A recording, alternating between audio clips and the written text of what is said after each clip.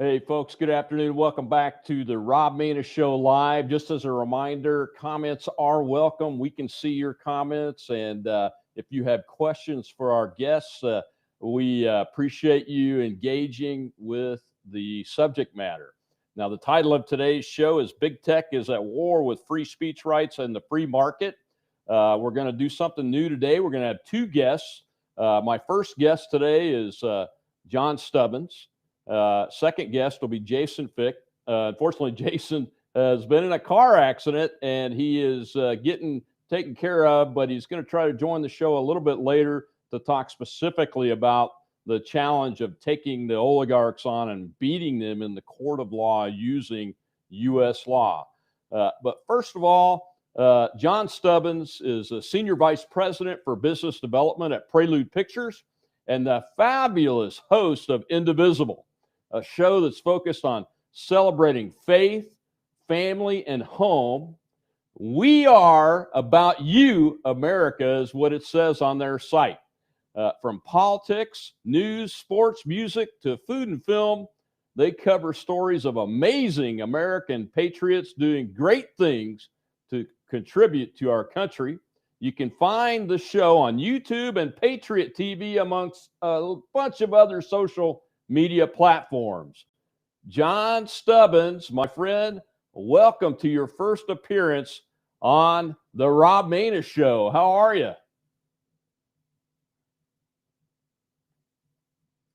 And John, you might want to check your mute button.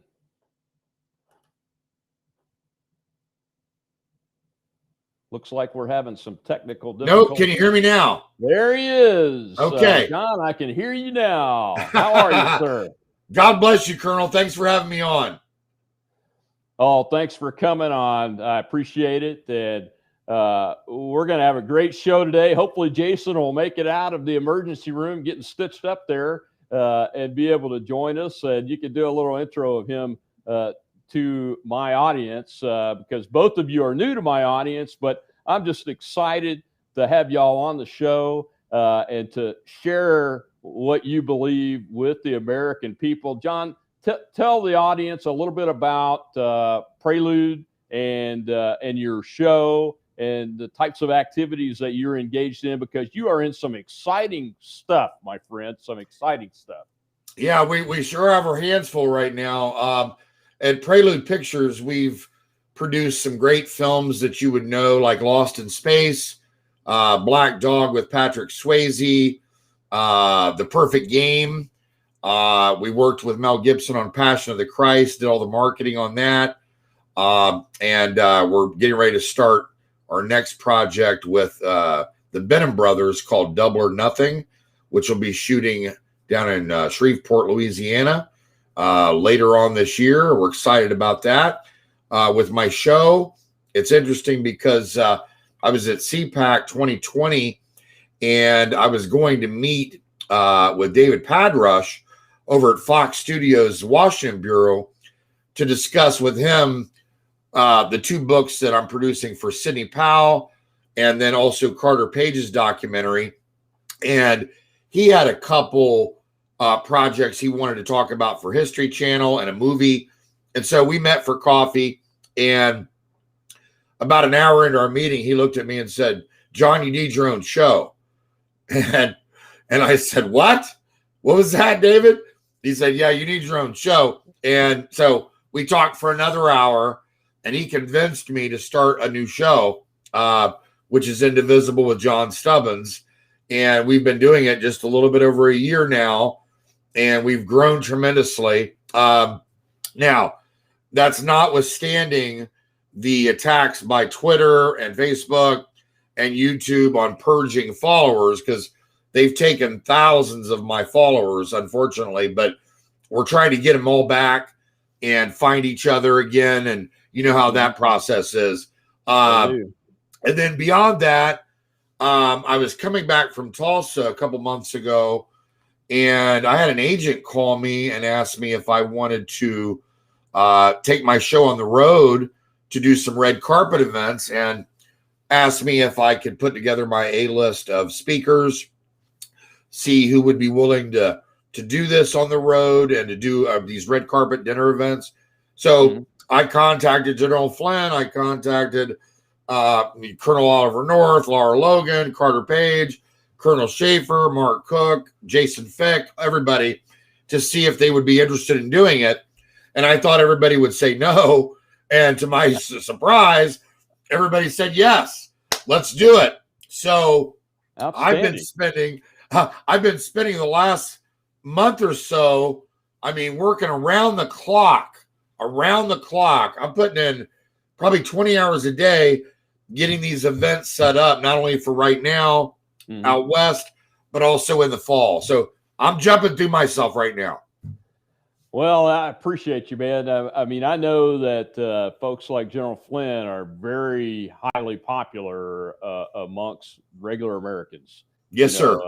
The Beltway elite and swamp rats and the establishment, those kind of folks, they don't like us. No.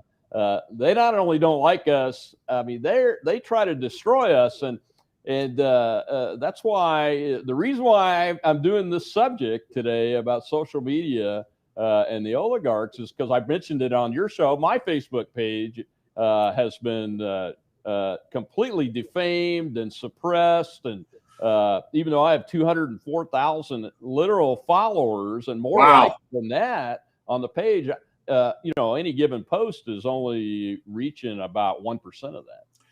So it's just incredible what they do with their algorithms and everything. And we've got to do something about it. That's why I hope Jason gets to come on. If he doesn't come on, we'll reschedule the show at a time when he can, because I want, he's a fighter. He can fight this. So we've got to do that. So let's for a second leave that subject. Let's chat about a certain installed president's dementia patient's trip to Europe. How's that going? This guy, I'll tell you what, I watched the footage of this guy, and it's beyond embarrassing for the United States, but it's also dangerous because when it comes to foreign affairs on the world stage, he doesn't know where he's at. I mean, this guy is lost, and he was bumbling. He was confusing Syria with, I think, Iran yesterday. This guy, he is in big trouble. And the fear that I have, Colonel, is that one of these countries is going to try to pull something over the next couple months or the next year, militarily, maybe even, because they know that he's easily taken advantage of right now. I have zero faith in Joe Biden and Kamala Harris. Zero. Yeah, I agree with you. I don't have any faith in them. I have very little faith in the bureaucrats surrounding them anymore, considering what we saw, the unethical and really downright illegal behavior from career civil servants, military officers under the last administration. It's just, for somebody like me who served in the military for almost 33 years, it's really troubling, puzzling.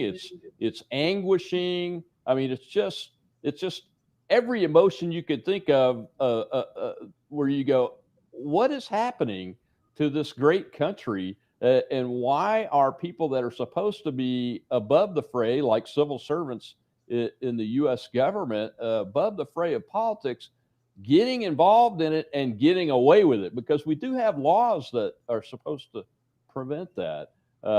Do you think, I think Putin, though, in Russia, it's not in their interest to start anything militarily because they have what they want. They got the pipeline, the Nord Stream 2.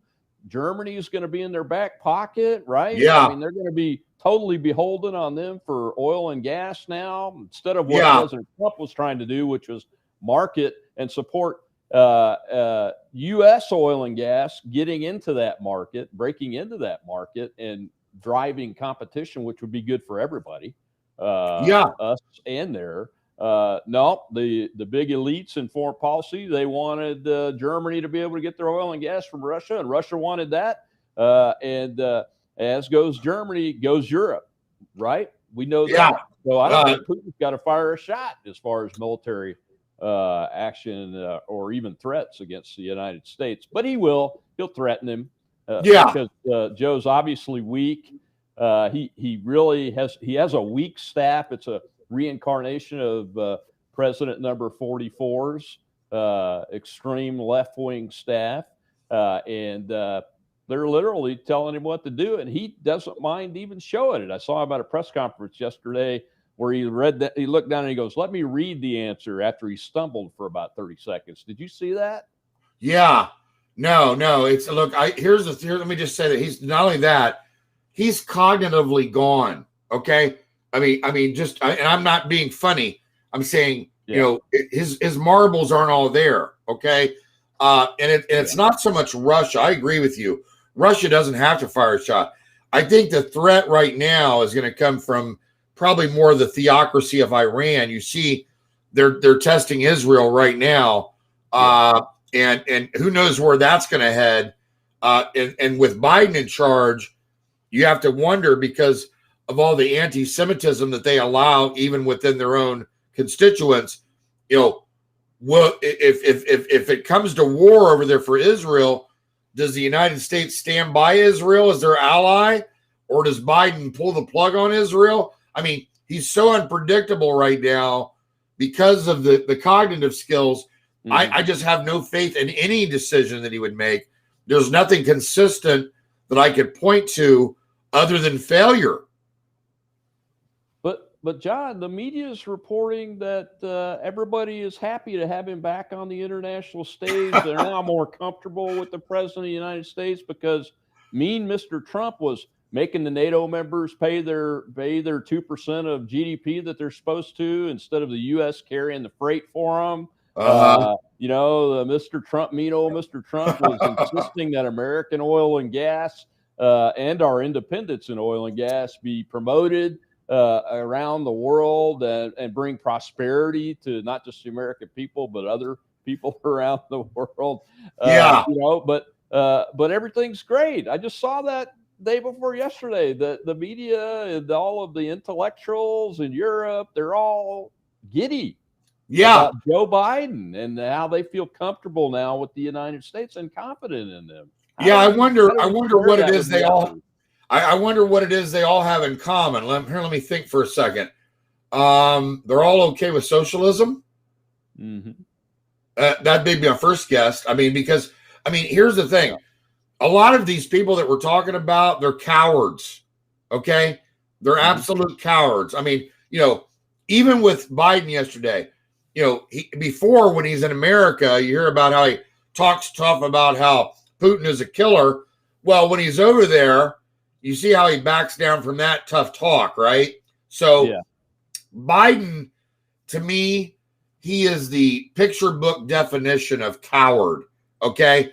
And Boris and I'm trying to remember Merkel and all these other so-called leaders over there in Europe, they don't even have their own country, their own country's interest in heart. It's just, look, these people have sold us out.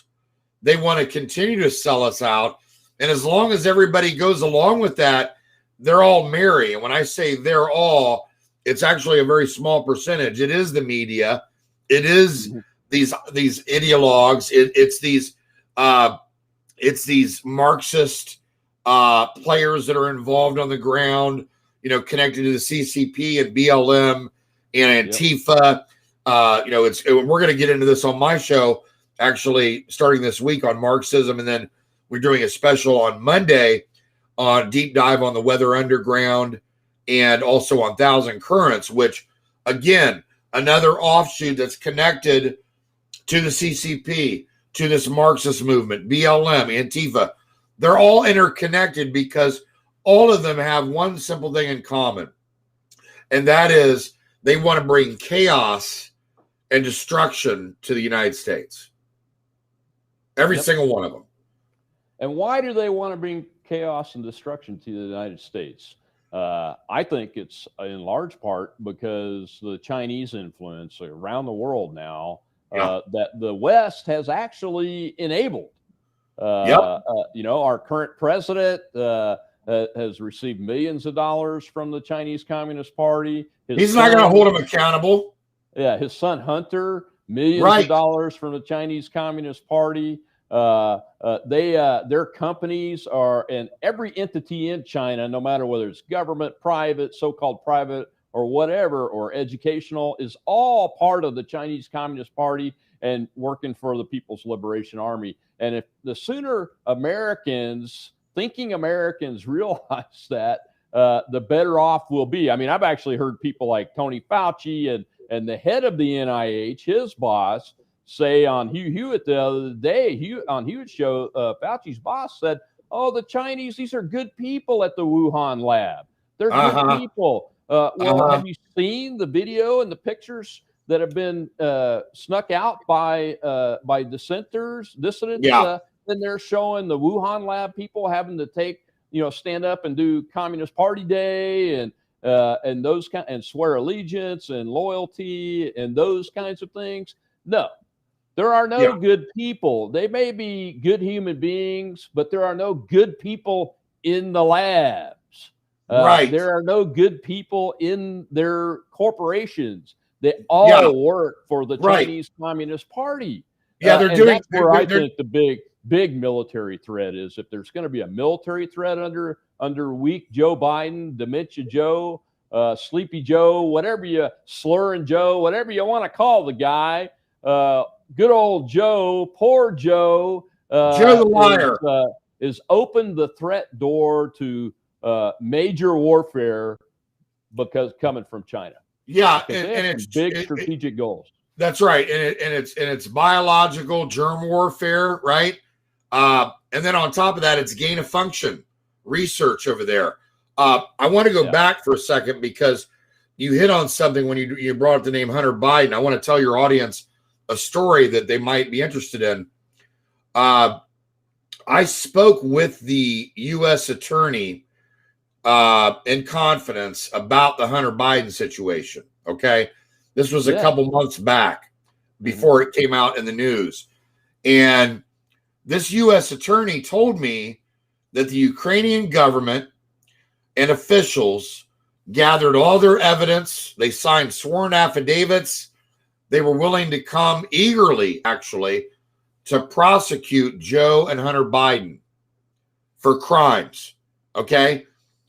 They brought all this evidence to this U.S. attorney here in the United States.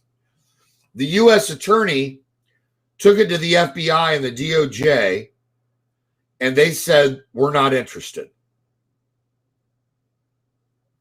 So if you want to know what's going on in America, people out there, if you want to know why accountability matters, that is the example I will give you where there is zero accountability.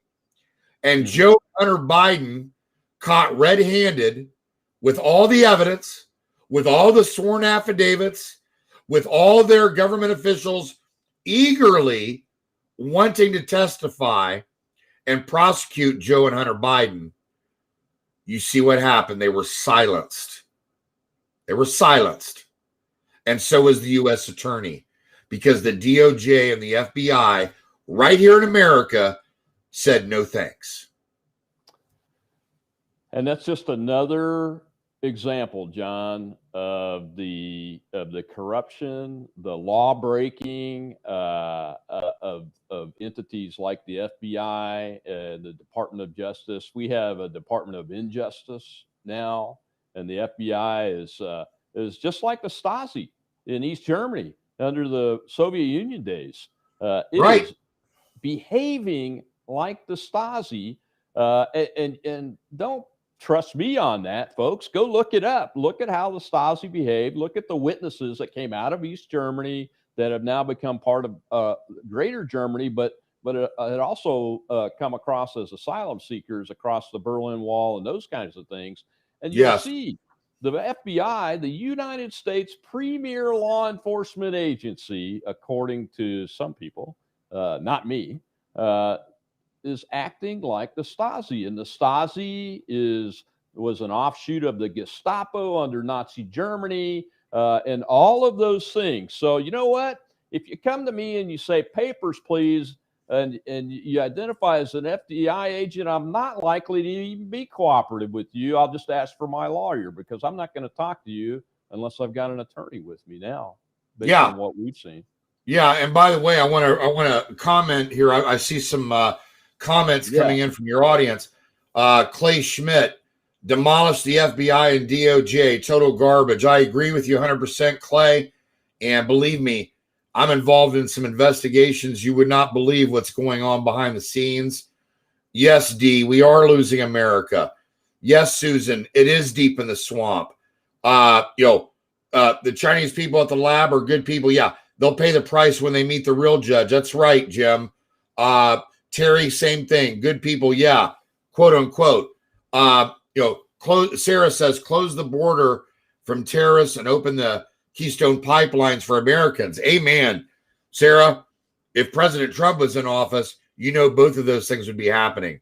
In fact, let's take Ed Ball's comments. That's a nice segue. If President Trump and by the way, real quick before we get to that, let me just add one thing. You saw it yesterday. Governor Abbott came out and said, because Biden's not going to do anything, they're taking it upon themselves. They're going to continue to build that border wall down in Texas. I don't know if you guys heard that. That was last night. So just to give you a heads up, Governor Abbott, he's not going to stand still for this nonsense. Absolutely. And speaking of President Trump being president, again, 9:41 a.m. this morning on Telegram, according to Ed Ball, spoiler alert, Trump is coming back as president. It's a quote from Representative Jim Jordan, I believe from Ohio, which is where John is from. Yep. Right? What do you think about that, John? I tell you what, I need to talk to Jim Jordan. That's what I think. And I need to find out where he got that information, because I hope he's right. And Jim Jordan, if you're listening out there, we need to get you on the show, because right here in the Buckeye State, people are asking me the same question. They want to know, and they want to know now. Yes. Yeah. Speaking of Jordan, I mean, he's a tough guy. He takes them on. I think he's on. So does Devin Nunes. And Devin Nunes. And Devin Nunes takes him on. And we need to encourage those folks and support them as much as possibly can. But there are issues, let's take big tech. Where is Matt Gaetz and Jim Jordan? What are they doing? I mean, we hear a lot of good talk from those folks, but we never see any action against big tech. What is going on with that? Do you know? And so the question is, you wonder, and even any American, just their natural thought process, the first thing that comes to their mind is, are these people being paid off, right? You're wondering, is big tech slipping them money for their campaigns? What's going on here? Why aren't they acting more aggressively against big tech, right? That's the natural question that would come from any American. And I'm the first one to agree with you. I put my hand up right now. I asked that question. So, we need to find out who is on the take and who's not. And I don't care who you are. If you're on the take and you're selling us down the river for big tech, for social media giants, then you got to go. And it doesn't matter what your name is. It doesn't matter what symbol is beside your name. If you're selling us down the river, you've got to go. And the American people are getting wise to that. They're smartening up on that. Yeah, that's why Terry Bruises said, time to bury Twitter and Facebook. I mean, they got to go. They got to go. We've had it. Yeah. So we've talked about Europe and Biden. We've talked a little bit about China. And you mentioned briefly the theocracy in Iran. Yes. And what do you do you think that Biden's staff and his actions and approach to Iran is going to work? I mean, No. obviously their intent is to get them to ratchet down Yeah. and de-escalate against Israel and those kind of things. I believe that's their intent, but it's hard to tell from their actions and their words. Yeah, I think that Biden and his cohorts, they want to get back into that Iran deal that President Trump got us out of. And kudos to President Trump for taking action where action needed to be taken against Iran. Because here's the deal. It doesn't matter if you buy 5 years or 3 years or even 10 years. As soon as that deal's up, what are they going to do? Are they going to be enriching? Are they going to, centrifuges going to be spinning? Are they going to be preparing a nuclear bomb? You bet you they are. Okay. Look, when you have sponsored terrorism coming from Iran, whether it be through proxies like Hamas over in Israel or any of their other offshoots, Syria, Libya, doesn't matter. Any of these countries where terrorism has taken root, you'll find Iran behind it. You'll find Iran's theocracy because Iran, they want this chaos. Okay. They want nuclear war. If they could have nuclear war right now, they would have already fought. They would have already fired that missile into Israel. You can mark that down. Oh, absolutely. And I believe they're close.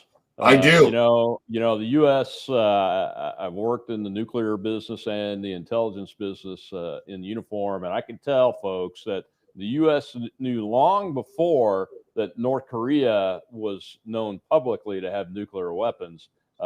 We knew long before that they had them and that they were making more and that they were violating every deal. And we know that Iran is violating its deal, even though our institutions, which are completely corrupted now, like the Department of State, have certified that they're not and haven't been violating the deal. The National Security Advisor, the Department of State, all of those folks have been involved in certifying Iran as being compliant with the deal when we know they've been enriching uranium. We know they've been building secret installations.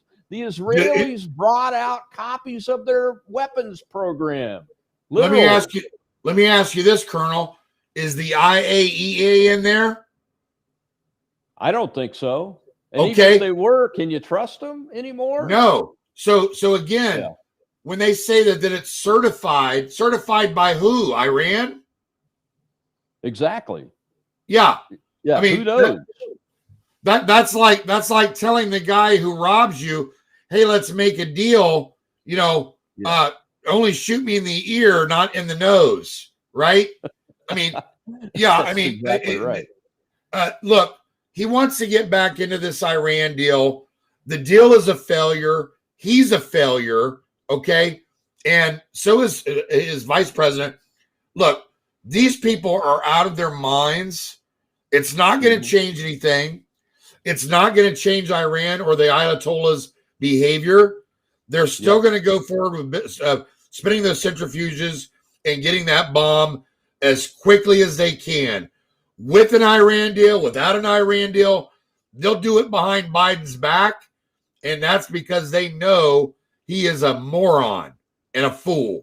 Or is he just evil? Right? I don't know if he's evil. I don't believe that he's cognitive enough. I know, but good or we know his vice president is. Yeah, absolutely. It's not just about evil; it's about incompetence and not knowing how the world works. I mean, I guess. Well, we know Joe Biden spent 52 years in office before he took the office of the presidency, something like that. So he knows no other life. No, I mean, he doesn't really know anything. Like something or I know something or our kids know because they're out working for a living, trying to raise their families and protect their families and those kind of things. And I think that's just That's just the way we're going to have to approach them. Is that have no faith. You cannot have faith in people that are in these offices because they're not leaders. And they don't really know. If they've been in office 50 years, they don't know what's going on in society. It's like this Biden. He on foreign soil to NATO. He slammed the Republican Party as being supporters of terrorists, trying to further the hyperbolic narrative from January 6th. John, he's out of his mind. Talk about breaking a norm. Breaking a norm. You know, they used to complain all the time. Mean Donald Trump, he breaks all the norms. Right. That's breaking a norm. A sitting president of the United States to the NATO alliance saying that half of America supports terrorists on American soil. Let me tell you what we support, Mr. Biden. We support the Constitution of the United States, and it's our right to abolish the government of the United States if it's not serving its purpose, and its purpose is to protect our liberty and defend this nation. Period. That's what's in the law. That's what's in the Declaration of Independence. And there may come a time when we abolish this government. That's right. We have a right to do it, a legal right to do it, not through violence. But I tell you, John, if Biden keeps going and his people keep going, especially on the race thing and the domestic terrorism thing of half the population, they will be driving towards a violent outcome. Yes. If they aren't careful, and they're not careful. They are going for broke politically, trying to completely demolish the Republican Party. And out here, I mean, he even said that Republicans were in a minority, that people believe in America first are in a minority. Now, he could say that because the fake votes came out that way, you know, in 2020. But I don't believe it's true. I don't believe it's true. Yeah. Do you believe it's true? Yeah. I a couple things here just to get back to what you were saying. Number one, how does it go? Against all enemies, foreign and domestic, right? Right. All enemies, foreign and domestic. That includes a corrupt government within the United States. And if you don't understand that, you need to look up your Constitution. You need to look at the signing of the Declaration of Independence. You need to understand what America is about. It's time to do some research, people. Okay, now, do I believe that they're going to take us that far? I believe they've already crossed the point of no return. And the reason I know that is the mainstream media, fake news, can call it whatever they want, but we have people being shot in the head. We have old ladies, old men that are being, knocked out, knocked down, assaulted, beaten half to death, and hate crimes. And it's happening from the Black community against white people because Biden and Harris and Omar and Presley and Tlaib and the squad, AOC, they've been able to sell this BLM Antifa nonsense to a very small fraction of society that is warped in the head, okay? Mm-hmm. And they're telling them to go out there and do whatever. They're encouraging the violence. So every day I see more people hurt, more people killed, including police officers. And it's only going to get worse. I guarantee you this will be one of the bloodiest summers on record in the United States because of these policies, these sick, evil, twisted policies that are completely unconstitutional, un-American, and illegal and unjust. And by the way, thank you for your service, Sue. I'm also an Air Force veteran. God bless you. And I'm an Air Force veteran. And Sue's comment is up on her latest comments up on the screen, John. And and you hit on that. The Democrats, she called them. They want a violent outcome, and that's exactly right. That's why you know, a lot of my military colleagues, we get asked, we folks that are outspoken about this, we get asked all the time, when are we gonna, you know, start a fight and all that? Well, that's not what we have a right to do. We have a right to abolish the government when it's not protecting our liberty, and we have a right to defend ourselves, our homes, our communities, our neighborhoods. So what my advice is always to them, exercise your Second Amendment right as a priority, buy more guns and ammo, train with it. Yes. Work with your neighbors and have a plan to defend yourselves, because of these people that John's talking about, Antifa, BLM, the encouraged violence people, Thousand from Currents, the Democrat Weather Party, Underground. all of those, if they come to your neighborhood, you got to be able to defend yourselves. Yes. But what we're not talking about is going on offense.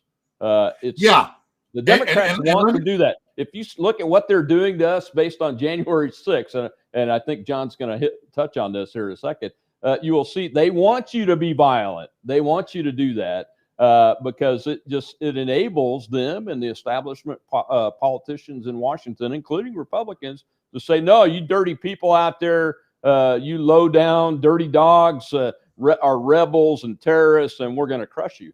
That's what they want to be able to do. But they didn't cover the 250 days of riots and burning and looting, did they? No, they didn't. They didn't cover any of that. They only covered one day at the Capitol, where a lot of people weren't even inside the Capitol. 99% of the people were outside. Okay? So I'm tired of this holier than thou attitude from these idiots who talk to us about the Capitol on January 6th. What about the 250 days of crimes against cities across America, burning police precincts, burning police cars, assaults, battery, murder, rape, all across America, increasing daily? I saw a video last night of, and I'm sure you probably saw it too, Colonel, of guys shooting people across the street, and they shot through a police van. Yeah. Okay. They actually shot through the police van, and the police didn't get out of the van. And the reason that they didn't is because Atlanta Mayor Keisha Bottoms told them to stand down. So there's people firing guns at innocent civilians right in front of them. And the bullets are coming through the van, and the police do nothing. Okay? Yep. That's unacceptable in America. That's unacceptable. A civilized society cannot function like that. And that tells you the kind of monsters that these people are. And by the way, I saw the note here by Lynn on Merrick Garland, and I want to comment on that. Merrick Garland, just like a lot of other white people that are in this establishment, that are part of the radical left, these people believe that if they tout BLM, if they tout the groups like Thousand Currents, Weather Underground, Antifa, they think that they can strike a grand bargain, that these groups will leave them alone, that they'll be hands-off white people, to them, because they struck some deal to get everybody else. But let me tell you, Merrick Garland is a fool. And I'm telling you right now, Merrick Garland doesn't know what he's talking about. There is no white supremacy in America. It's non-existent. I totally agree with you. I've got Lynn's comment up on the screen, John. You're right on the money. Right on the money. Garland, once again, I mean, he's either willfully ignoring it and egregiously putting citizens at risk when he's in charge of law enforcement, as opposed other than the president of the United States. I mean, Garland's the guy in charge of executing the laws of the land and the application of the law equally and fairly according to our Constitution, and he's not going to do it. The FBI hasn't done it. FBI didn't do it under Trump. The DOJ barely did it under Trump on certain occasions, but most egregiously, they didn't even listen to their own commander in chief and president of the United States, who's supposed to be their boss then. And I've said it time and time again, this country will not survive with a dual track justice system, one for the leftists and one for everybody that opposes them. That's this right. country will not survive. It's not designed to be that way. It will fall on its own. Collapse. And that's what they want. And that's what they want. And that's what they want. And we have to be ready. We have to be ready to reestablish the constitutional republic as it's supposed to exist when that happens. We have to be ready to do that and never, ever, ever give up on that. You know, you can look at countries all around the world like NATO and Europe and the Middle East and see where their people have given up, and they have given up to be only crushed by more authoritarianism and totalitarianism. And this country, the people of this country outside of the blue fortresses in New York City, D.C., San Francisco, Portland, maybe, Minneapolis, Chicago, Seattle, those kind of places, Baltimore. We are not going to give up on the Constitution of the United States. I don't care how many times Merrick Garland says that I'm a white supremacist. I'm going to fight back against him and push back against him every single time and show me in the document of my 3-decade record of serving this country and growing up in the military as a military brat of being racist or white supremacist. Show me in my record.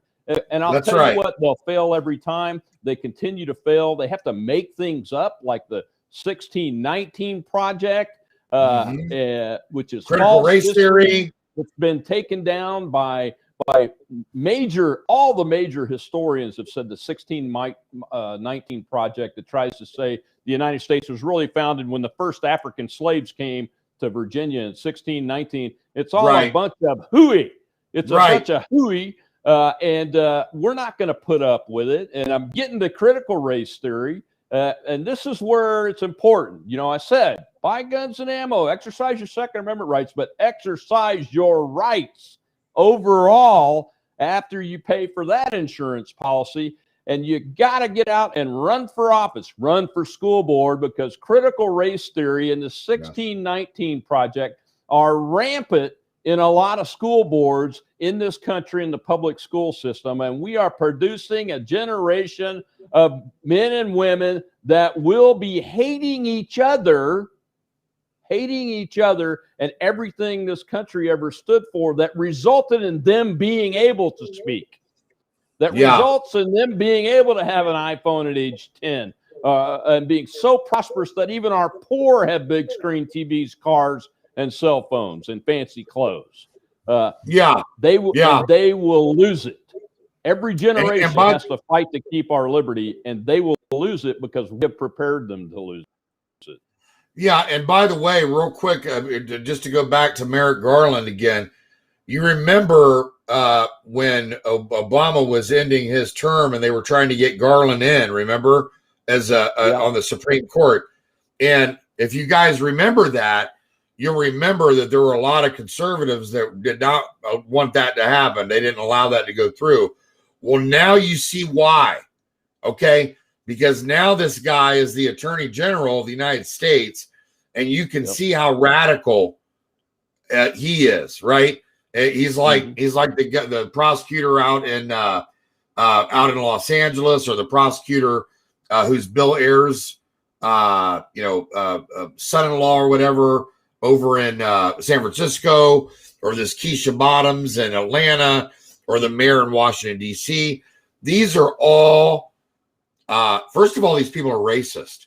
They call us racist. They're the racists, okay? Yeah. And they are Marxist on top of that.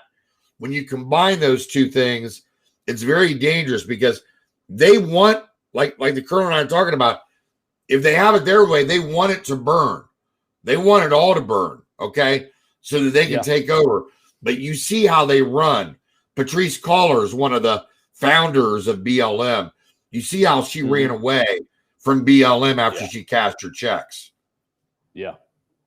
Yeah, I do. I see that. And that's typical. That's typical of the grifters and everything. And that is what people, I don't see why they vote for these people that represent folks like that, because the Democrat Party, they play this game with the African-American community, especially of, we're going to take care of you. We'll put every piece of government behind you, blah, blah, blah.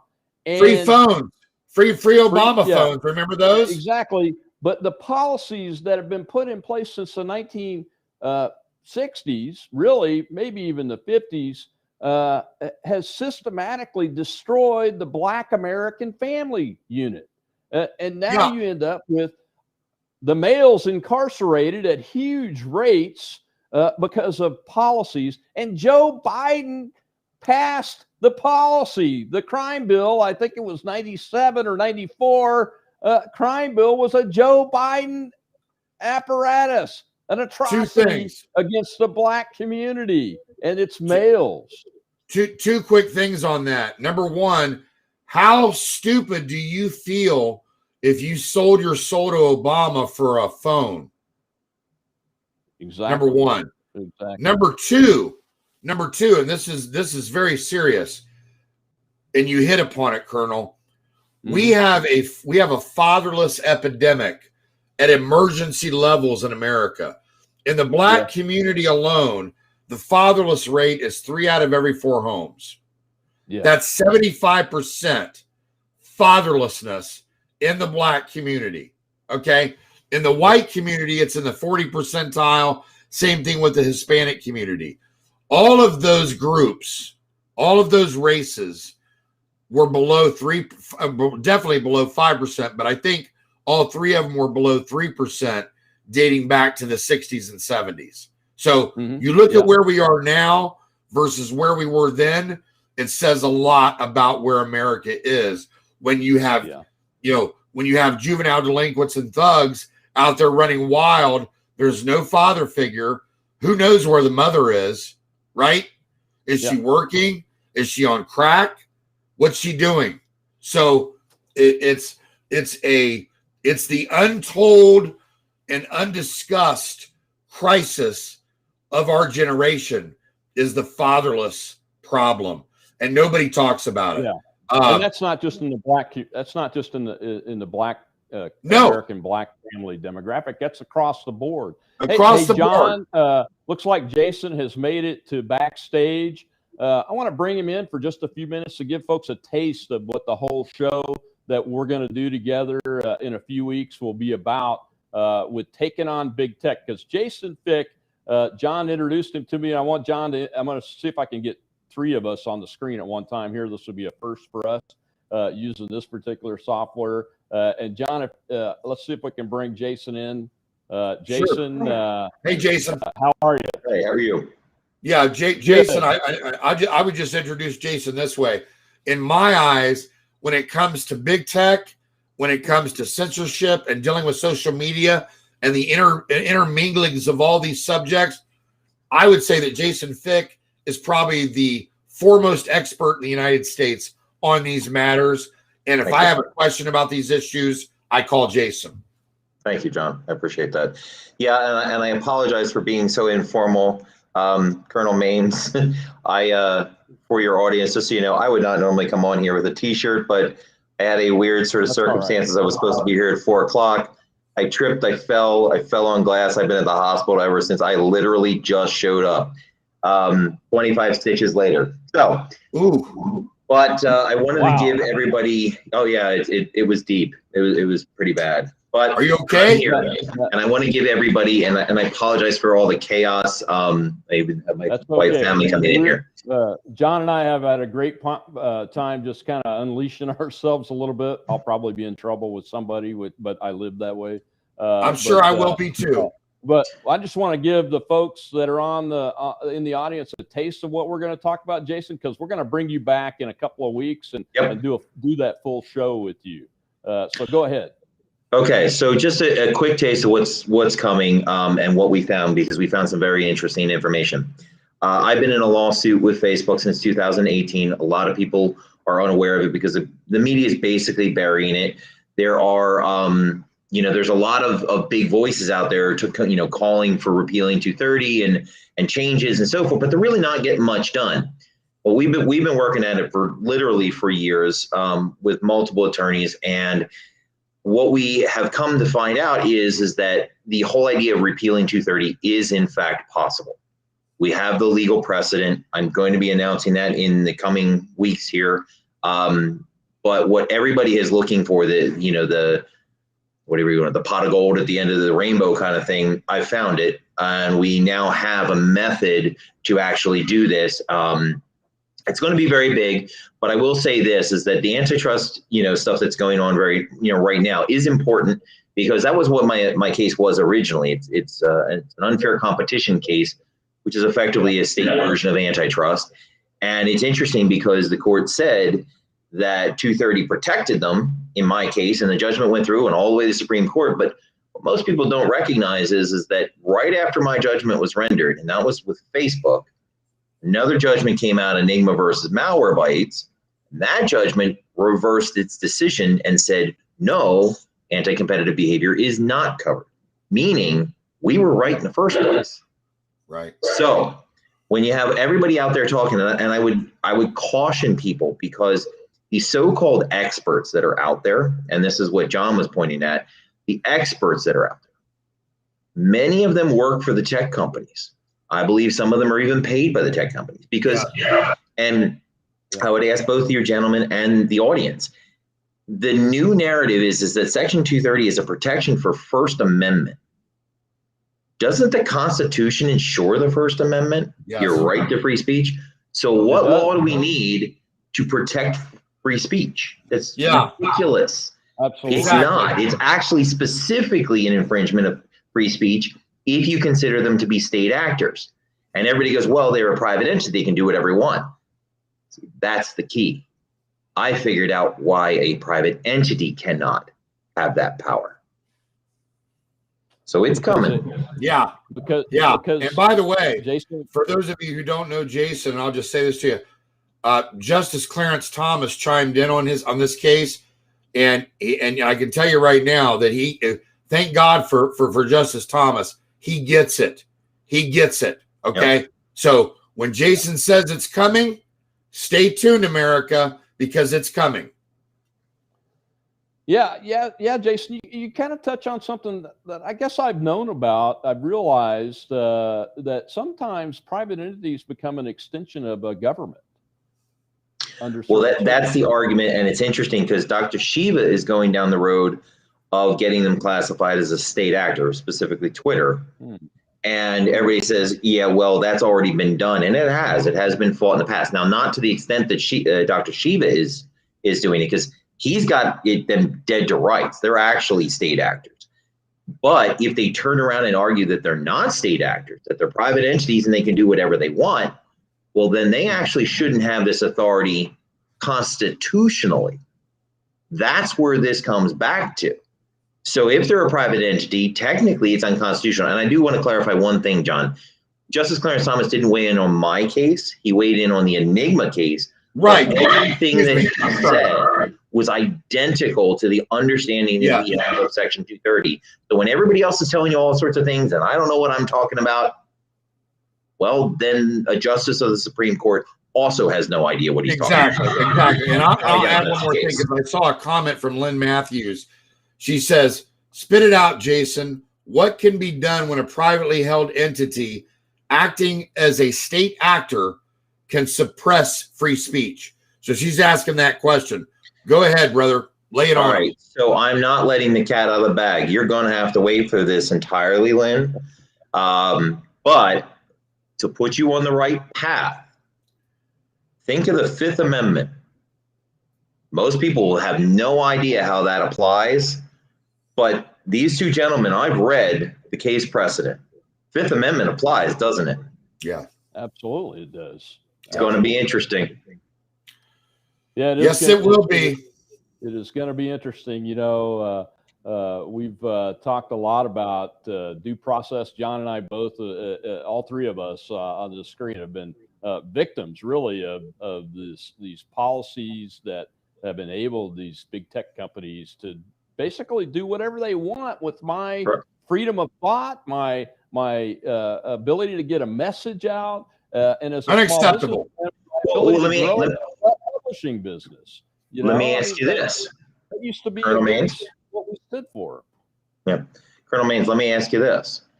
So they arbitrarily enforce the regulations, do they not? Yes, they do. Due process can't be arbitrary. That's the point. They can't be arbitrary. They have to be, I'm trying to give people a little bit more insight here. They have to be uniformly enforced. They have to have measurable bounds, meaning there has to be a way to decide what's penalized and what is not. Right. You can't just make up anything.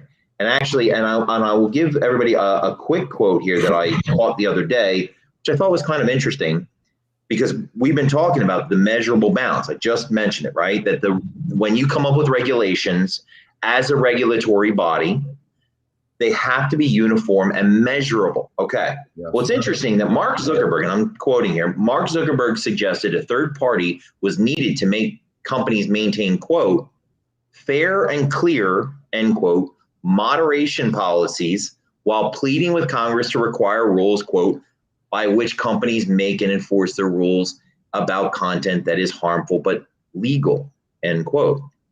They need those measurable boundaries because Facebook's aware Fifth Amendment applies and that they don't have the authority to make any regulation they want and enforce it any way they want, because even in a case called Zango, the Judge Fisher warned that it would be used in an anti-competitive manner, and it is. Look at what happened with Parler. They regulated him right now. Gone. You can't do that. That's what we're going. So that's where we're headed. Well, that's fantastic because, I mean, really, we're at a stalemate, Jason and John, from what I can tell, between the citizens' rights and the power of these companies. It's unsustainable. Been delegated to it by the government. It's unsustainable, Colonel. Yeah, right. It is. And anybody that thinks that it's not a delegated power, it is literally the protections to block and filter materials. That's a delegation of regulatory authority by the U.S. government, Congress. It's not really that case. I'm looking at some of your comments and somebody's saying BS. What's BS? The government delegated a power, the authority under protection of law to regulate information to a private entity. Yes, they have a First Amendment right. Yes, they can exercise that. They cannot do it under the protection of government. Right. That's where it becomes a problem, because if they're a private entity, they're not supposed to be delegated the power. And if they're not a private entity, if they're a regulatory body, then they're subject to the Bill of Rights. Yes. Catch-22. One way or the other, it's not constitutional delegation of authority. Nobody's talking about the delegation of authority because either they don't want to fix it or they don't want to fix it. Well, there's a lot to unpack there, and we will unpack it on the show.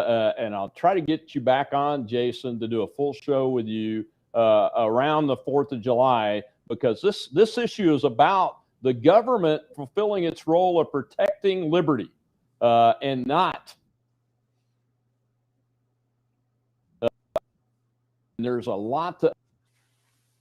So appreciate you, Jason. Cup stitches. You are determined to get this done for all of us. I know that, and I appreciate your grit, your courage, and I'm going to help as much as I can. And John, as always, thank you very much for coming on, John. It was a great show, and everybody else, thank you very much for coming on out and participating in today's show. It's been just fantastic. I will. God bless you both. Later. Thank you. God bless you both as well. God bless you. God bless you, and God bless America. Well, ladies and gentlemen, that was a great show. It was a first for us, 2 guests at one time. Looked like it worked from our end, so we'll try to do some more of that. And I will get Jason Fick back on. He has established a foundation in order to raise funds with donors that can, I believe, be anonymous, a 501c4. That he is able to take donations to. As soon as he gets a website up and those kind of things, I will put that word out, and we can help him in this fight, because he's fighting for all of us, and he's doing the job that the government ought to be doing, and we're going to have to make them do it. And this is how it's been done inside the United States of America. So until next week, when I'll have congressional candidate Willie Montague from Florida going up against impeacher Val Deming's seat over there, Rob Maness on the Rob Maness Show.